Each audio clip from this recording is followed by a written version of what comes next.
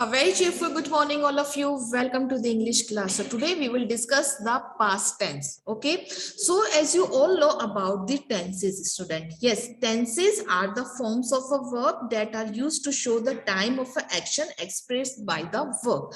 Okay. So today we will discuss past tense. So in the past tense, we will discuss for types. Yes, past, simple past. We also called yes past indefinite, past continuous, past perfect, and past perfect continuous. So let's start simple past. Firstly, we will understand the simple past. Yes, simple past means to express that something was done or took place in the past. Okay, before understand this, we will understand that the past tense को हम हिंदी में बोलते हैं भूतकाल. जैसे अभी current, अभी क्या है, मैं आपसे बात कर रही हूँ, अभी क्या है, प्रेजेंट चल रहा है. मैं बात कर रही हूँ आपसे पास्ट की, पास्ट मीन्स भूतकाल, और आगे क्या होगा हमारा फ्यूचर, जो होता है हमारा भविष्य काल. तो मैं बात कर रही हूँ आपकी मिड की, मतलब जो काम हो चुका है, मैं बात कर रही हूँ आपके पास्ट टेंस की. ठीक है, तो हम समझेंगे पहले. The past indefinite tense also known as simple past tense is used to indicate a finish or completed action. Yes, मतलब कहने का मतलब है कि जो भी एक्शन है वो क्या हो गया है, कंप्लीट हो गया है या फिनिश्ड हो गया है. Yes, at a specific point in a past, जो स्पेसिफिक जो पॉइंट है उसके अंदर वो एक्शन कंप्लीट हो गया है. तो हम बात कर रहे हैं स्पेसिफिक पॉइंट, स्पेसिफिक टाइम की बात करते हैं कि हम कह सकते हैं कि specific time can be diverse and can cover a long period of time, but it can not be indeterminate. देखिए, अब सिंपल हम समझेंगे कि simple past tense express that something was done or took place in the past. कहने का मतलब क्या है कि जो चीज हमारी, जो एक्शन हमारा हो गया है पास्ट में, जो एक्शन एक समय पर, पर्टिकुलर एक समय पर हमारा हो गया है, उसी को हम बोलते हैं सिंपल पास्ट. समझे? देखिए, एक एग्जांपल देती हूँ मैं आपको. मैं खाता हूँ, आई ईट फूड. हम समझेंगे, अंडरस्टैंड करेंगे इससे. आई एम राइटिंग, मैं खाना खाता हूँ, या तो मैं लिखूंगी आई ईट फूड, मैं खाना खाता हूँ. अब ये है हमारा किसके अंदर है, मैंने इसको लिखा सिंपली, मैंने प्रेजेंट, प्रेजेंट की बात चल रही है, मैं खाना खाता हूँ. Next is here in which we will write as I ate food, मैंने खाना खा लिया. अब मैंने खाना खा लिया, ये किसकी बात चल रही है बेटा, पास्ट की बात चल रही है ना. मैं खाना खाता हूँ, आई एट फूड, आई ईट फूड, ये तो प्रेजेंट की. अब मैंने खाना, मैं खाता था, या मैंने खाना खा लिया, I ate food. Here we use as a V2 verb की सेकेंड फॉर्म. हमने क्या यूज करी, वर्ब की सेकेंड फॉर्म. ये सिंपली हम किस में यूज करते हैं, पास्ट टेंस में. तो डिफरेंशिएट पहले क्लियर करते हैं अच्छे से. मैं खाना खाता हूँ, मैं सिंपली लिखती हूँ मैं खाता हूँ, आई ईट. ओके, आई ईट, मैंने खा लिया, आई एट, है ना. तो ये किसकी बात होगी, पास्ट की. तो सबसे पहले आइडेंटिफिकेशन क्या हो गया, या था, लिया, ये जो है इसका आइडेंटिफिकेशन है. सेकेंड, मैं सोता था, मैं लिखता था. तो सिंपली जो भी जब हम बोलते हैं तो उसको हम जब भी बात करते हैं हिंदी में, तो उसकी जो आइडेंटिफिकेशन है, मैंने कर लिया, मैंने खा लिया, मैंने ये करता था, मैं सोता था, मैं लिखता था. तो ये सिंपली हम बात कर रहे हैं किसकी, पास्ट टेंस की. So when I talk about the past tense, we will discuss about the action. हम किसके बारे में बात करते हैं, yes, past tense is used to narrate an action of a past. Okay, now I saw a movie yesterday, मैंने कल movie देखी थी, है ना. पर्टिकुलर मूवी देखने का जो काम है, वो जो एक्शन है, वो कब हुआ बेटा, पास्ट में, मीन्स यस्टरडे. यस्टरडे मीन्स कल, पर्टिकुलर स्पेसिफिक टाइम में वो काम हुआ है, तो हम यूज करते हैं उसमें सिंपल पास्ट. तो ये हमको क्या इंडिकेट करता है सिंपल पास्ट, कि पर्टिकुलर किसी समय एक स्पेसिफिक टाइम में वो एक्शन हुआ है. ठीक है, now let's start the structure of the simple past. Okay, So you have to remember this, the structures. First of all, we have to write subject plus V2 verb की second form plus object. तो simply we write, we use V2. हम simple present में use करते हैं V1 के साथ SES, लेकिन simple past में use करेंगे V2 verb की second form. Clear? Subject plus V2 plus object. Now I'm starting a sentence, so we have to translate Hindi to English. हमको जो ट्रांसलेशन पार्ट करना है वो हिंदी से इंग्लिश, पहले इसको अच्छे से समझेंगे. उसने एक पत्र लिखा, अब उसने एक पत्र लिखा तो उसके लिए हम यूज करेंगे, किसने पत्र लिखा? ही क्या है हमारा बेटा? Subject, he. Okay, after that उसके बाद हम क्या यूज करेंगे? नंबर 1 प्लेस में सब्जेक्ट तो हो गया हमारा ही, तो सब्जेक्ट हो गया ही, उसके बाद प्लस. अब हम यूज कर रहे हैं V2 मींस वर्ब की सेकंड फॉर्म. अब वर्ब क्या है? एक्शन क्या हो रहा है? उसने एक पत्र लिखा, एक्शन क्या हो रहा है इसके अंदर? लिखना एक्शन है. लिखने को हम क्या बोलते हैं? Simple write. तो हमको यूज करने वर्ब की सेकंड फॉर्म, तो write, wrote, written. Okay, first, second, third form. तो here we use V2 verb की सेकंड फॉर्म. तो this is a V2. We wrote, this is we write verb second. Okay, after that what we write? उसने एक पत्र लिखा, तो subject हो गया हमारा, उसके बाद वर्ब हो गया हमारा, उसके बाद हम लिखेंगे क्या लिखा? He wrote what? इसने लिखा, क्या लिखा? A letter. Letter is a object. उसने लिखा, क्या लिखा? लेटर लिखा. तो लेटर क्या है बेटा? एक ऑब्जेक्ट है. ऑब्जेक्ट होगा कई बार, अगर ऑब्जेक्ट नहीं होता हमारे सेंटेंस में तो हम क्या लिखते हैं? Rest of the sentence. Rest of the sentence means अगर आपका एडवर्ब, एडजेक्टिव जो भी यूज आ रहा है तो हम कंटिन्यू कर देते हैं in the morning, in the evening, और जो भी सेंटेंस से रिलेटेड होता है तो हम बोल देते हैं उसको रेस्ट ऑफ द सेंटेंस, अगर हमारे सेंटेंस में ऑब्जेक्ट नहीं होता. तो simply this is the example of simple past tense. उसने एक पत्र लिखा, so he wrote a letter. Now let's understand the second sentence. मैंने एक गीत गाया. Yes, मैंने. तो this is a pronoun here. So firstly identify the subject. First one is here मैंने. So we use I. I is here as a subject. Clear? Next is here sang. गीत गाया. गाने को क्या बोलेंगे? Sing. So we use V2 of the second form. So here we write sang. Clear? Understood? Number third. Now here is the object here. I sang. What? क्या गाया? Yes, गीत गाया. तो गीत is here. We use as a sing. Sing a song. गीत को हम क्या बोलेंगे? Song. So here we write as a object. Yes, I sang a song. Clear it? सभी समझ में आ गया? तो you have to learn the structure. So in which you have to use V second. आपको सिंपली क्या use करनी है? V second. या सिंगुलर है या प्लूरल है, कोई भी आपका जो सब्जेक्ट है उसके साथ आपको सिंपली यूज करनी है V2 वर्ब की second form. Okay, now I am giving you another example. उसने अपनी कार साफ करी. अब करी क्या हुआ? पास्ट टेंस, पास्ट की बात है कि कार साफ उसने कर ली. तो here we write she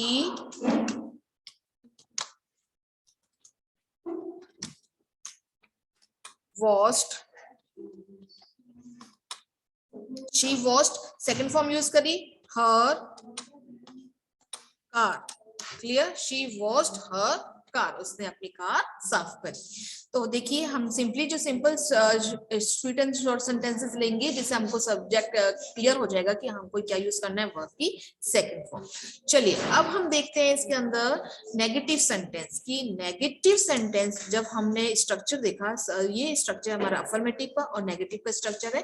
subject plus did not plus verb की फर्स्ट फॉर्म प्लस ऑब्जेक्ट. अब हमने क्या चेंज किया नेगेटिव के अंदर कि V2 को हटा के V1 हमने क्या यूज किया? Did not. We have to remember subject plus did not plus V1 plus object. देखिए अंडरस्टूड बाय द एग्जांपल. पहले हम यही एग्जांपल लेते हैं जो हमने अफर्मेटिव में किया. He wrote a letter. अगर हम इसी को हम चेंज करेंगे नेगेटिव सेंटेंस में तो first, so we have to write here he. Now after that we have to write second position पे क्या यूज करेंगे? Did not. डिड नॉट के साथ V1 वर्ब की first form write a letter. Clear? तो first one हमको क्या समझ में आया कि ही रोट अ लेटर, इसको हमने चेंज किया नेगेटिव में, तो ही, तो उसके बाद हमको यूज करना है डिड नॉट, तो here we write did not, verb की first form we use as a write a letter. Clear? Next one, here मैंने एक गीत गाया, तो हियर वी राइट आई, मैंने एक गीत नहीं गाया, इसको चेंज कर रहे हैं हम, आई डिड नॉट sing, हम use not use the second form, we use first form. I did not sing a song. Clear, student? I did not sing a song. Clear? Now let's take another example. वह कल hockey नहीं खेला, past की बात चल रही, कल नहीं खेला, तो कल से पता चल रहा है yesterday. Okay, so firstly he have to write he did not, तो did not मेंशन करना ही है, आपका सब्जेक्ट सिंगुलर है चाहे प्लूरल है, did not, उसके बाद वर्ब की first form play hockey yesterday, वह कल हॉकी नहीं खेला। Understood?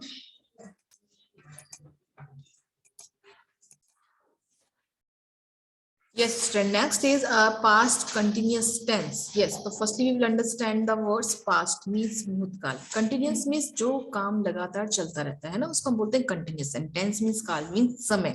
Yes, so firstly we will understand past continuous tense. So it means that action was going on in the past time referred to.